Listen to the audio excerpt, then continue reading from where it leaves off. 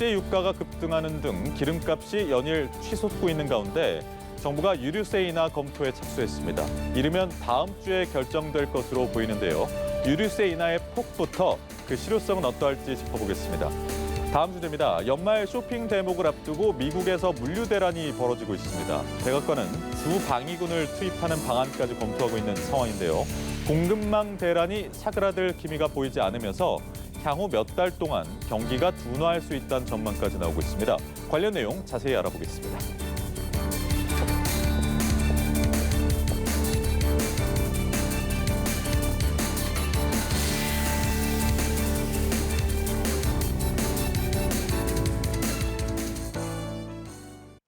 네, 김대호의 경제 읽기 오늘도 김대호 경제학 박사와 함께하겠습니다. 어서 오세요. 안녕하세요, 네, 박사님. 반갑습니다.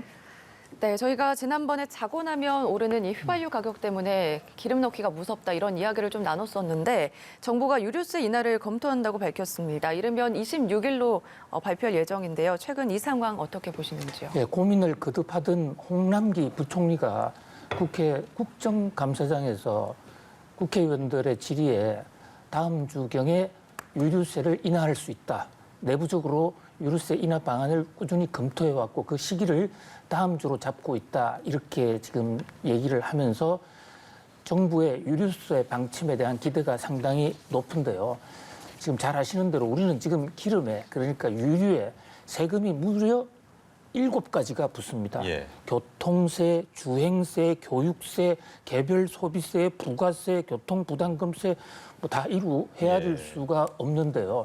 그래서 지금 현재 기준으로 보면 휘발유 같은 경우는 거의 반 정도가 세금으로 내는 것입니다. 그래서 기름을 떼고 다니려는 게 아니라 세금을 뿌리면서 차를 운전한다 해도 과언이 아닌데 지금 국제 유가가 많이 올라가서 가만히 있어도 국민들의 부담이 크기 때문에 정부가 물가를 좀 안정시키자는 차원, 또 국민들 부담을 덜어주자는 차원에서 다음 주 중에 유류세를 인하할 것으로 보입니다. 네, 정책 효과를 위해서는 뭐 이왕 내리는 거 좀 체감이 되게 확 내렸으면 좋겠다 이런 마음을 가지신 분들도 계실 거예요. 얼마나 내릴까요? 예, 유류세를 뭐 아예 안 걷는다든지 뭐 대폭 내릴 수는 있지만 또 세금을 안 걷으면 그쵸. 정부의 재정 운용이 안 되기 때문에 맞습니다. 결국 그 조화를 이루는 수밖에 없는데요. 현재 그래픽을 보시면 현재 휘발유 값이 서울 평균이 1,800원 정도 리터당 넘어서 있죠. 경유도 지금 가파르게 오릅니다. 그런데 절대액보다는 지금 올라가는 끝근성 그래프가 아주 높은 경사를 보이고 있지 않습니까? 예. 빨리 오른다는 거죠. 그리고 이제 국제 유가가 지금 단기적으로 해결될 기미가 별로 없는 그런 상황이기 때문에 더 올라갈 수 있다. 그래서 이제 정부 입장에서 과연 얼마를 올릴지 고민을 거듭하고 있는데요. 그동안의 관례를 비추어 보면 우리가 건국 이후에 휘발유나 경유에 대해서 유류세를 내려줬던 때가 딱 3번 있습니다. 2000년도 한 번, 2008년, 2018년 이렇게 3번 있는데요. 네. 이때마다 갑자기 국제 유가가 많이 오를 때였습니다. 자, 그래픽에 보시면 2000년도 당시 김대중 정부가 했던 휘발유 5%, 경유 12%. 경유 쓰는 사람이 서민이 많다 해서 경유 12% 깎아줬죠. 그다음에 이제 글로벌 금융위기 이후에 휘발유와 경유 둘 다 10%. 그리고 문재인 정부 들어서 경기 부양을 위해서 2018년에 네. 전체적으로 이제 그 차별을 해서 첫 6개월간은 15%. 그리고 나머지는 7%. 경유와 휘발유 간에는 차이를 두지 않았습니다. 이런 거로 볼 때 약 10% 내외를 이번에도 내려주지 않겠느냐는 그런 전망이 나오고 있는 상황입니다. 이달 또 보면 소비자 물가가 3%대가 될 수 있다 이런 전망도 나오는데 이렇게 유류세 인하가 된다면 물가 안정에 좀 도움이 될까요? 그렇습니다. 유류세를 인하한다고 해서 물가가 갑자기 떨어지지는 않겠지만 네. 그러나 오르는 물가를 떨어뜨린 더 이상 오르지 않게 하는 그런 억제 효과는 상당히 있을 것으로 보입니다. 자, 지금 15%를 인하했다 했을 경우에 휘발유는 리터당 123원, 그리고 10%를 할 때는 82원, 그다음에 경유는 15% 할 때 87원, LPG는 30원 이런 식으로 내려가는데요. 국제 유가의 상승폭이 이보다는 더 크기 때문에 여전히 이 휘발유 값은 지난번 지난해 연말이라든지 또 코로나 팬데믹 이전 상황보다는 높을 겁니다. 그러나 상승폭이 낮아진다는 것은 물가 부담을 좀 줄일 수가 있고요. 또한 물가가 심리적이라는 그런 어떤 너도 올리면 나도 올린다 해서 연이어 연쇄적으로 올란다는 것을 볼 때 그런 심리를 억제하는 데 효과가 있다. 지금 그래픽에 보시면 소비자 물가가 지금 2%, 우리 목표가 2%거든요. 2%를 넘어선 것이 벌써 지금 6개월이지 않습니까? 이것이 지금 현재 유가 상태를 그대로 두면은 3%도 돌파할 수 있다. 그렇게 되면 물가가 근본적으로 흔들릴 수 있다는 이런 좀 비상등, 경각심이 나오고 있거든요.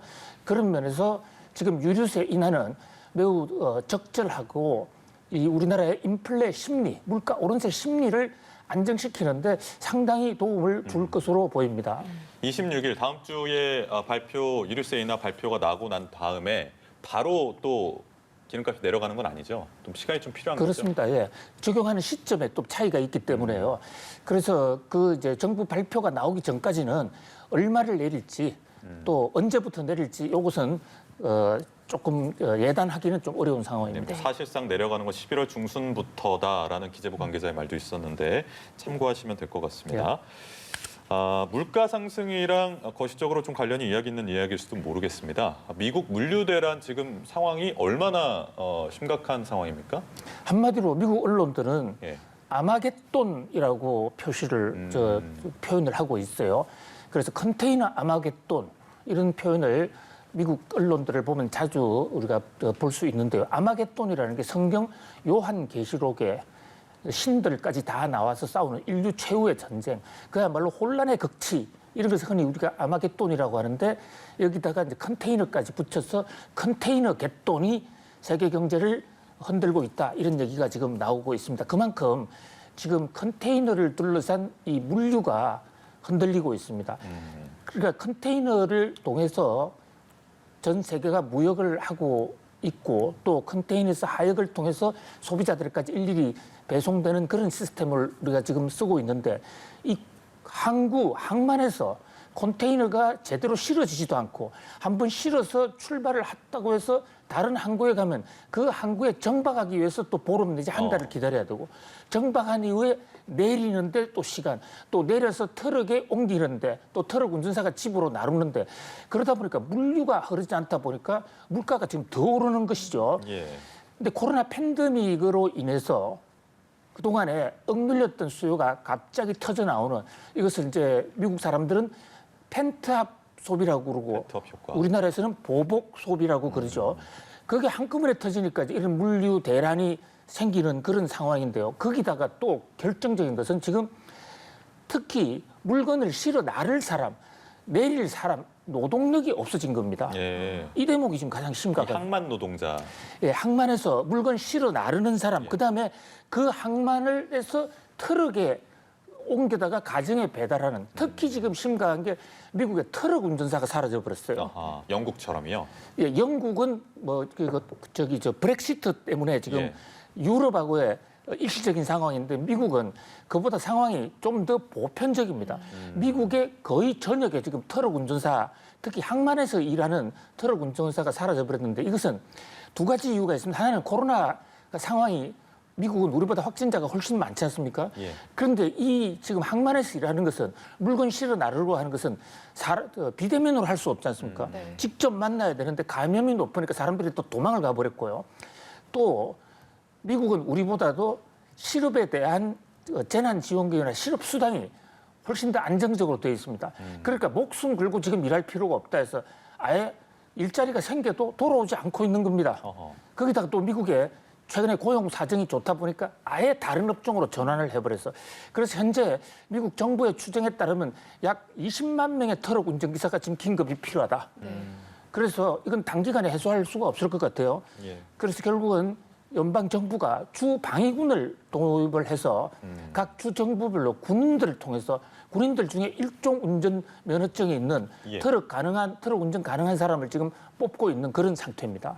네. 알겠습니다. 이게 좀 시야를 좀 넓혀서 보면 미국뿐만 아니라 이 중국에서는 석탄 수급 난이라든지 반도체 대란으로 또 인도에서는 자동차 생산이 좀 급감하고 있어서 여러 형태로 물류 대란이 나비 효과처럼 퍼지는 지금 형국인데 이게 언제까지 지속이 될까요? 예, 아주 정확한 지적을 해주셨는데요. 세계 경제가 안 되는 이유가 이런 경제 흐름에 곳곳에서 지금 보틀렉이 생기고 있습니다. 왜냐하면 코로나 팬데믹 때문에 경제 운영 시스템이 완전히 흔들려 버린 겁니다. 종래 코로나 팬데믹 오기 전에 우리가 예상했던 제조, 유통, 공급하는 이 시스템에 전반적으로는 지금 다 회복이 되고 있는데 어느 특정 한 부분이 안 되는 그것이 일파만파로 다른 데 지금 영향을 주고 있는 상황이거든요.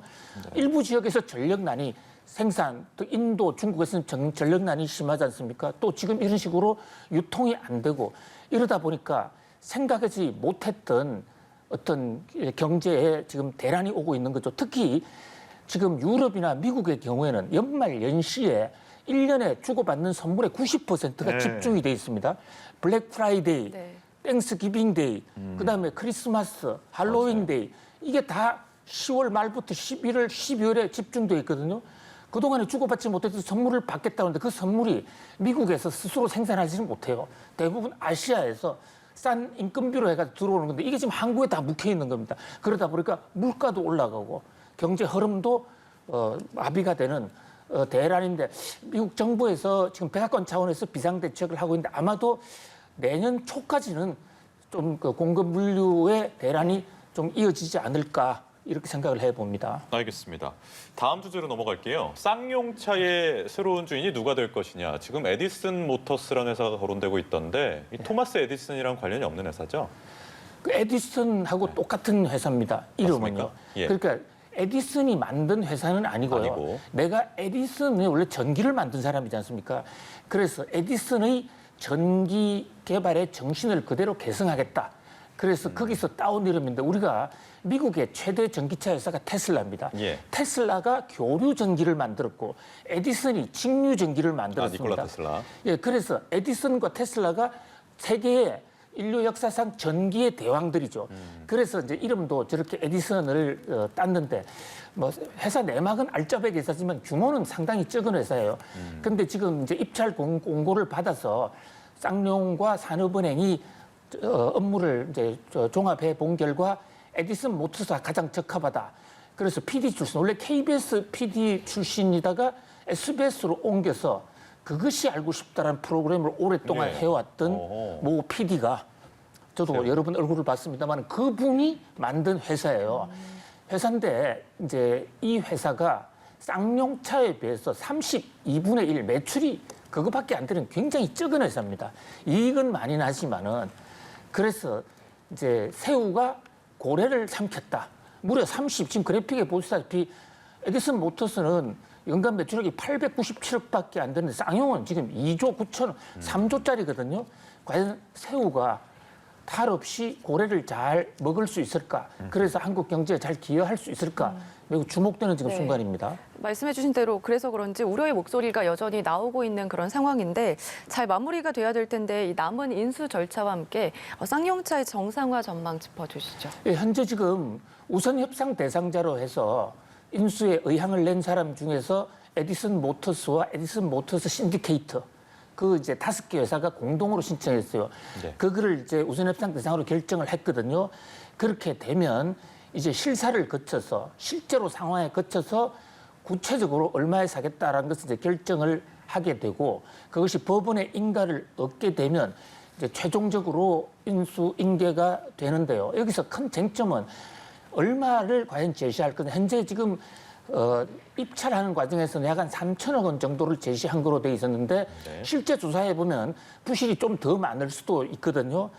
그런데 현재 지금 쌍용차의 부실 규모가 1조 5천억 정도 돼요. 그렇다면 현재 지금 에디슨과 그 그룹들이 신디케이트가 다 뭉쳐도 그 자금을 마련하기가 그렇게 쉽지는 않을 텐데 그 대목에서 이제 산업은행이 얼마를 추가 대출해 주냐 이런 문제가 걸려 있고요. 다만 한 가지 지금 쌍용이 최근에 평택 공장을 다른 데로 이동하면서 땅값이 많이 올랐습니다. 그런 면에서 다소간의 자금 부담은 좀 줄어들 것으로 보이고요. 에디슨 모터스는 전기버스를 만들고 또 전기차도 만드는 자회사를 거느리고 있기 때문에 규모는 적지만 저 회사와 덩치가 큰 쌍용이 뭉치면 아주 훌륭한 전기차 회사가 될 수도 있다. 중요한 것은 과연 자금을 어떻게 잘 효과적으로 조달하느냐 이 대목일 것으로 보입니다. 알겠습니다. 남은 인수 절차도 저희가 지켜보도록 하겠습니다. 김대호의 경제 읽기 김대호 박사와 이야기 나눴습니다. 감사합니다, 박사님. 맞습니다.